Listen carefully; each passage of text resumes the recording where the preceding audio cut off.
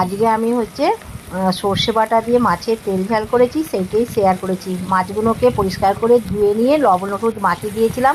তারপর কড়াতে তেল দিয়েছি, গরম হয়ে গেছে, মাছগুলো দিয়েছি, দিয়ে একটু উল্টে পাল্টে লাল করে ভেজে নিচ্ছি। আর এই মাছগুলো জ্যান্ত মাছ ছিল, কালকে নিয়ে এসেছিলো, কালকে ঝোল করেছি কিছুটা মাছের, আর আজকে যেহেতু ফ্রিজে ছিল সেই জন্যে মাছের তেল ঝাল করছি। আর এই রিং পিস মাছগুলো কিন্তু আমি আমার বড় ছেলে খেতে খুবই ভালোবাসে। মাছগুলোকে একটুখানি হচ্ছে লাল করে ভেজে নিচ্ছি।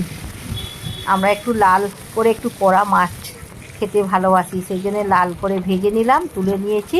কড়াতে আবার তেল দিলাম, আগে জল দেবো, তারপর হলুদটা দেবো। গরম তেলেতে হলুদ দিলে কালো হয়ে যাবে, সেই জন্যে জল দিলাম, তারপর খুন্তিতে করে হলুদটা দিয়ে একটু নেড়ে নিলাম। ঝাল লঙ্কার গুঁড়ো দিলাম, একটুখানি লঙ্কার গুঁড়োটাকে নেড়ে নিলাম, বেশি নাড়বো না, তেতো হয়ে যাবে। সর্ষে বাটা দিয়ে দিলাম, সর্ষে বাটাটাকেও দিয়ে একটুখানি হচ্ছে নেড়ে নিচ্ছি। বেশি নাড়লে কিন্তু সর্ষে বাটা তেতো হয়ে যায়। অল্প জল ঢেলে দিলাম পরিমাণ মতন। এবার লবণ দিচ্ছি স্বাদ মতন। ভালো লাগলে চ্যানেলটিকে কিন্তু অবশ্যই সাবস্ক্রাইব করবেন, আর পাশের বেল বাটনটি অন করবেন, সবার সঙ্গে শেয়ার করবেন, লাইক করবেন, আর কমেন্ট করে অবশ্যই জানাবেন আজকে মাছের তেল ঝাল কেমন হয়েছে সর্ষে বাটা দিয়ে। ঝোলটা ফুটে উঠেছে, মাছগুলো দিয়ে দিলাম, দিয়ে একটু ভালো করে ফুটিয়ে নিলাম। মাছগুলো সেদ্ধ হয়ে গেছে, হয়ে গেল আমার সর্ষে বাটা দিয়ে মাছের তেল ঝাল।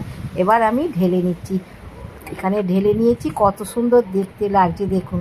তাহলে বন্ধুরা, আবার একটা নতুন রেসিপি নিয়ে দেখা হবে। ততক্ষণে সুস্থ থাকবেন, ভালো থাকবেন, অবশ্যই পাশে থাকবেন। নমস্কার।